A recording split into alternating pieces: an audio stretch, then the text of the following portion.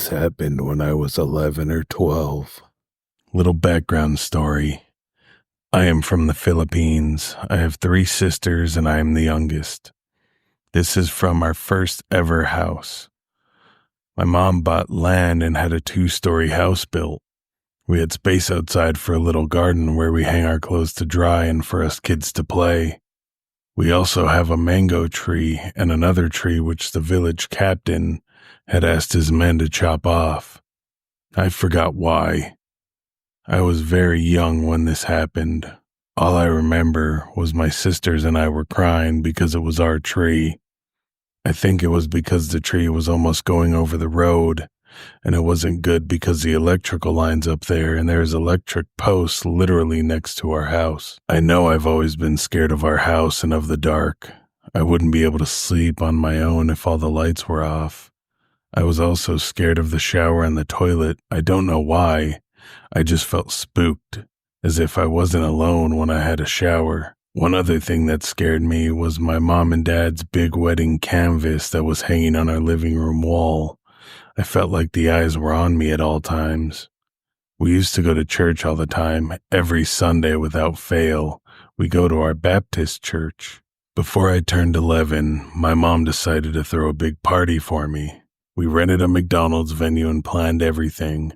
I had a gown made, my neighbors were invited, my church mates were invited, and some schoolmates were invited. My birthday falls on summer vacation, so everyone knows about it. I was having a fever days before my birthday. My mom was keeping an eye on me. That night I had a very weird dream. I still remember it to this day. I was a nurse.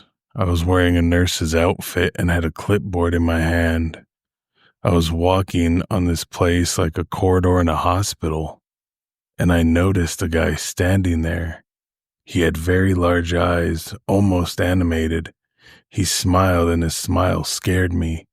He had large pointed teeth. My first thought as the nurse was, he's not a patient here. Who is he? I got scared and started to run away. He chased after me. I was running, and I tripped. He then held both my hands and pinned me down. Then my mother woke me up. She said I was crying, thrashing and kicking my feet. My temperature was so high she had forced me to take a cold bath. I was crying from my scary dream. Mid-bath, she kept asking me why I was crying. She was telling me to relax. I didn't even notice it, but my hands formed like a claw. I couldn't do anything. It was so stiff. I couldn't move. All I could do was cry. After the bath, I calmed down and told my mother about the scary dream. She kissed my forehead and prayed with me. I was able to sleep again after that. After my birthday, my mother told a friend about what happened to me. She then said there's this pastor who helps cast the ghosts away from your home. And my mom already knew the pastor. They had a chat and the pastor said yes, they'll come over to our house. Okay, I'm actually getting scared just remembering this. We all had to be present for the exorcism to be done. It wasn't like in the movies. It was chilling though. The pastor arrived with his wife and 2 other people, 1 man and 1 woman. The pastor explained that we all had to be strong. If we were scared, the devil will exploit that feeling. He said that the lady is a seer. She can see spirits, but it's a different form of seeing spirits. She had to close her eyes and her soul leaves her body to roam around the place and locate the spirits. The pastor found her homeless and was being called crazy outside a church. She said that the devil liked to be worshipped, so all the statues that people pray to, they hide in there and pretend they are the ones being worshipped. So they are mostly hiding in churches or anything that people would worship. She said if her spirit leaves her body, she can see herself sitting over there.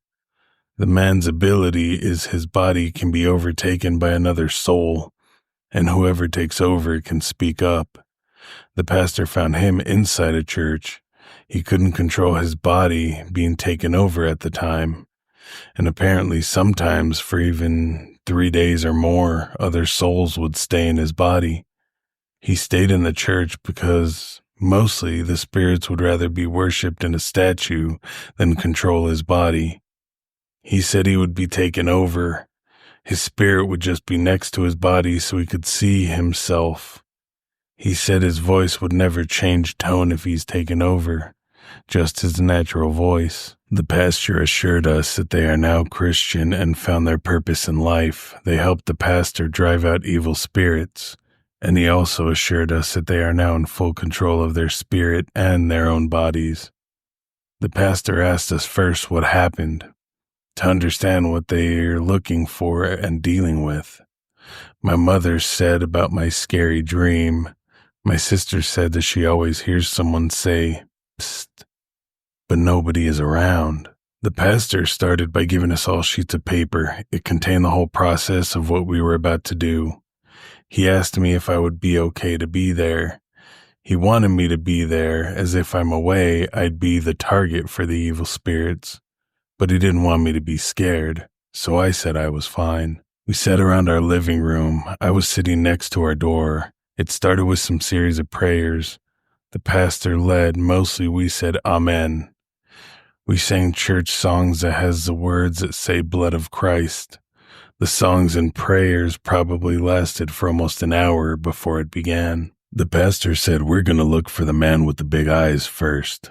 The lady closed her eyes and wrinkled her forehead. She held out her right palm and said, "There is a man, a very large man on the mango tree outside. A capri." Not sure if I'm pronouncing that right. A capri, or capre, is one of the creatures in old Filipino folklore. He is a giant that lives in a tree. He usually has a large tobacco pipe and smokes it, according to the tale. As soon as she said it, I remember my playmates saying they saw very large legs dangling on our mango tree one night when she woke up and looked outside the window. The pastor asked him to come in and talk to us using the man's body. The man closed his eyes and crossed his arms. A few seconds later, the lady confirmed that the soul had been inside the man's body. The pastor asked, "Why did you appear in the little girl's dream?" "Nothing. I was bored." So the pastor asked, "So why are you living in the tree?" He apparently thought my dad looked handsome. "So you like men?" asked the pastor. "Not all the time. We like watching them have a shower in their bathroom." This gave me chills. So me being afraid wasn't just paranoia. So the priest asked, "So you and your friends are perverts?" The creature laughed and said, "We enjoy watching them every day through the painting. It's like another world." I don't remember what else they talked about. I just remember the pastor saying by the end of the ritual, he'd be gone and cast away from our house, never to return again. The lady began searching. She said there is a lady with her neck grazed, but she was just passing through. She didn't mean any harm. She didn't live in our house. The next few days, I found out that there was a girl who committed suicide by hanging herself 2 houses next to ours. The lady found a man with his hands red. He didn't live in our house, but he also liked to pass through. He was invited to come and talk to us, and he did for a short time. He just said he sometimes comes into our house. I don't remember it now, honestly.